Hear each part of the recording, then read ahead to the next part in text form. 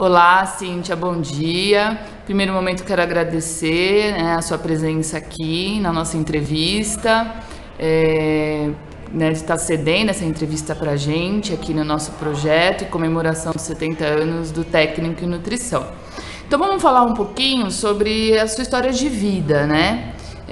Sobre o seu nascimento, qual é a data, onde você nasceu e sobre os seus pais também. Bom dia, eu nasci em São Paulo, na capital mesmo, em outubro de 72. Os meus pais também são paulistas, né? Tanto a família do meu pai quanto da minha mãe é descendente de italiano. Então eu nasci aqui no bairro do Tatuapé e vivi lá, e vivo até hoje, né? No bairro vizinho. Tá certo. E os seus pais, né? Qual a profissão, o nome deles? Os meus pais, o meu pai chama Oswaldo Cavalini, a minha mãe Edne Cavalini.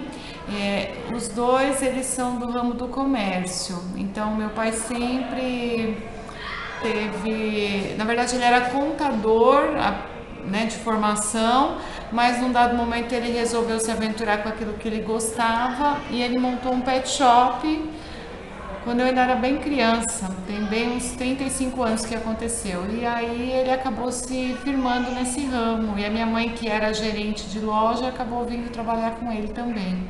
Legal. E onde você estudou, né, no primário mesmo, no fundamental? Sua história acadêmica aí desde o comecinho. Bom, da primeira até a oitava série, eu estudei numa escola pública, bem perto de onde eu morava, que é Alvino Bittencourt, o nome da escola, né? Escola Professor Alvino Bittencourt, estadual Professor Alvino Bittencourt. De lá, eu fui fazer o curso técnico em nutrição, que era integrado com o médio naquela época, lá na ITEC Carlos de Campos. E do Cacá eu fiz a faculdade de nutrição na Universidade de Guarulhos. Tá. E a pós-graduação, que eu vi no seu currículo, né, que você cursou também? Bom, a princípio, né, quando eu estudei nutrição, eu logo acabei me colocando na área de restaurante industrial. Então, por muito tempo, a minha formação bastava para o exercício da profissão em cozinha industrial. Mas quando eu entrei no Centro Paula Souza e comecei a trabalhar na área da educação, né, primeiro surgiu a oportunidade de fazer a licenciatura e depois eu senti a necessidade de estudar um pouco mais na área da educação. Então, depois da licenciatura, eu fiz uma pós-graduação em educação inclusiva. Tá. E por que você escolheu ser nutricionista, né? Porque a área de nutrição, provavelmente, porque é um técnico, na verdade, né? Você fez a escolha da nutrição lá no técnico, você falou que fez o técnico em nutrição. Então, por que você escolheu o técnico e por que você quis continuar na graduação? É uma história engraçada até, Amanda, porque foi assim. Quando eu estava na 7ª, 8ª série, eu descobri, eu e umas amigas, que o Senai... o SESI oferecia alguns cursos rápidos e gratuitos. E a gente começou fazendo uns cursos de artesanato. E depois nós descobrimos alguns cursos na área de culinária. E a gente acabou indo, a gente se inscrevia em todos, porque depois das aulas tinha degustação. Então a gente acabou indo porque era muito divertido. Além do curso, depois tinha aquela comilança toda. E quem ministrava esses cursos era uma nutricionista. Daí foi o meu primeiro contato com a nutrição. E aí essas amigas que faziam esses cursos comigo acabaram comentando que tinha uma colega que estudou no fundamental e que já estava no ensino médio, que foi fazer o técnico em nutrição no Carlos de Campos, e que ela tinha concluído que ela tinha se dado muito bem, que era um mercado bom, que tinha bom salário, boa oferta de emprego, e eu acabei ficando com essa ideia na cabeça. E na verdade eu escolhi nutrição porque, como a nutricionista era uma pessoa bacana, eu acho divertida, eu achei que a profissão era interessante. Juntando com essas informações que eu tive, eu acabei combinando com as amigas que todas íamos nos inscrever para fazer o integrado em nutrição. Como a gente estudava todo mundo junto, E aí foi o que aconteceu. Nós saímos de férias, né? Terminou a oitava série, todas combinamos que íamos nos inscrever para fazer o técnico em nutrição no Carlos de Campos. E aí passaram as férias, quando ia começar as aulas, eu comecei a ligar para as minhas amigas para combinar como é que a gente iria para a escola no primeiro dia de aula. E aí a minha surpresa é que ninguém se inscreveu, só eu. E aí eu acabei indo, né, e gostando, me apaixonando pela nutrição. Tanto foi que naquela época o integrado era em 4 anos. E aí, quando eu estava no terceiro ano do integrado, já ele dava uma certificação de equivalência ao ensino médio.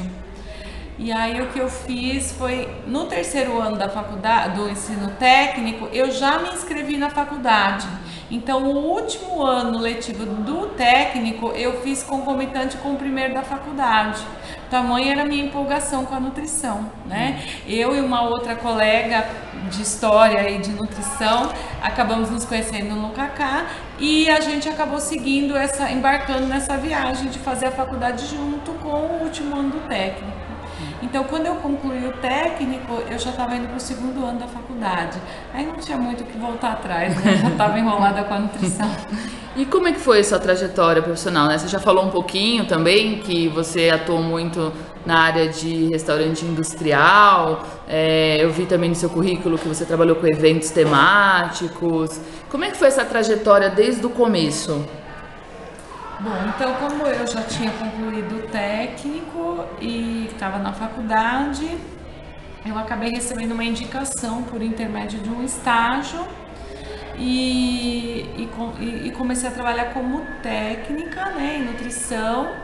Na verdade, eu nem exerci a função de técnica. Eu comecei trabalhando com controles de estoque, com custos, só nessa parte administrativa, né? Não exercia nenhuma função específica de técnica e nutrição a princípio. Comecei só com essa parte.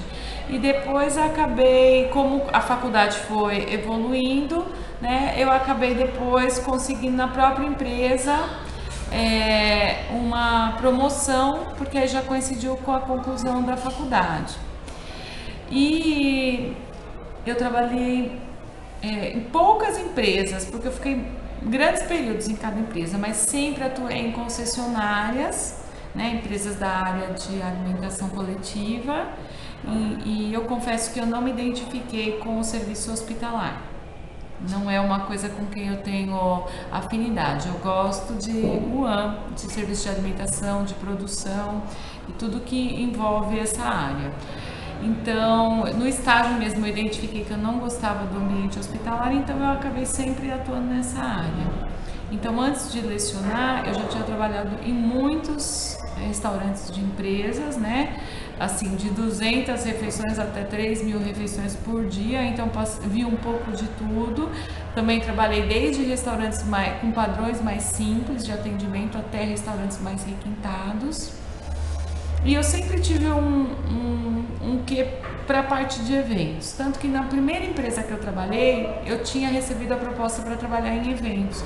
Só não deu certo porque lá a pessoa trabalhava à noite, envolvia muito o período noturno. E eu não me adaptei. Cheguei até a fazer um teste, mas eu acabei não me adaptando com o horário de trabalho. E aí continuei em restaurante, trabalhei em outras empresas, enfim. E depois, na última empresa que eu trabalhei antes de lecionar, eles também identificaram essa minha afinidade com eventos e eu acabei sendo promovida e coordenando eventos. Mas logo eu vi que também não era para mim, porque envolve muito essa questão do horário noturno. Como eu tinha na época os filhos pequenos, ficou completamente inviável. E aí, nesta empresa que eu trabalhava, a empresa estava passando por uma série de dificuldades, né? E coincidiu que eu fiquei sabendo da minha saída, né? Num corte de custos, o departamento de eventos acabou encabeçando a lista. Então eu esperei essa saída minha acontecer.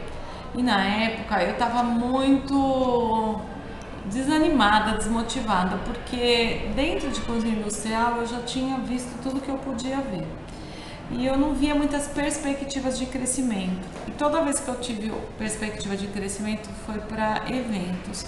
Como eu também não estava identificada com essa dinâmica do departamento de eventos, com a questão dos horários, eu estava um pouco desanimada.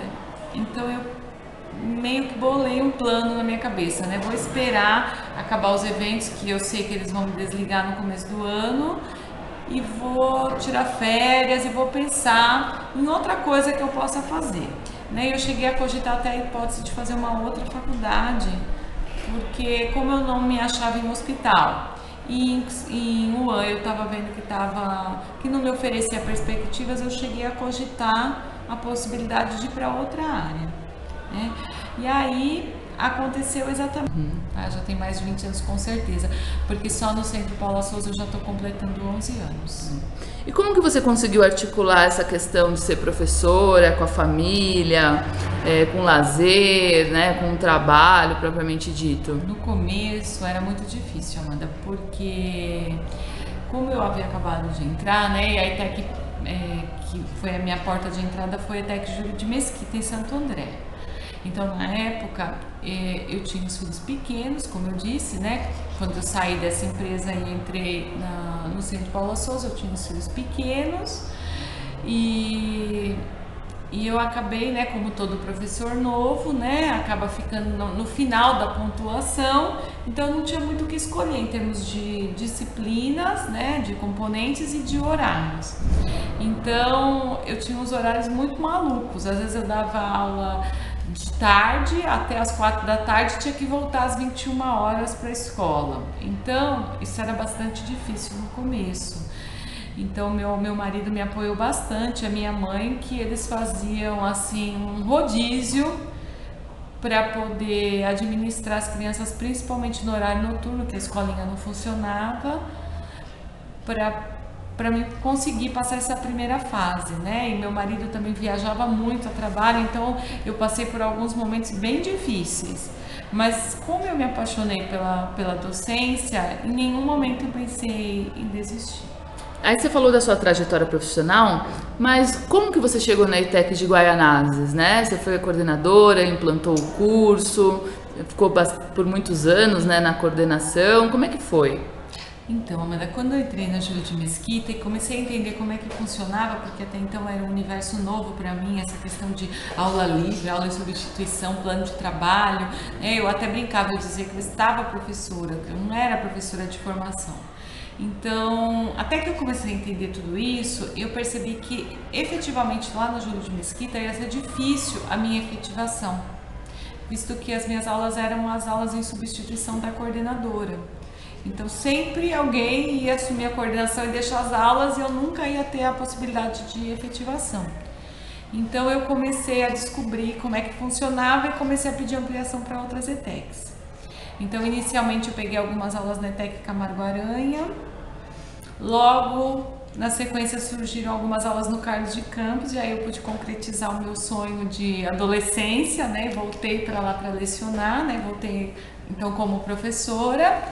E no Carlos de Campos eu já vi uma pequena perspectiva, né? Já consegui algumas aulas minhas lá, porém não o suficiente para efetivação.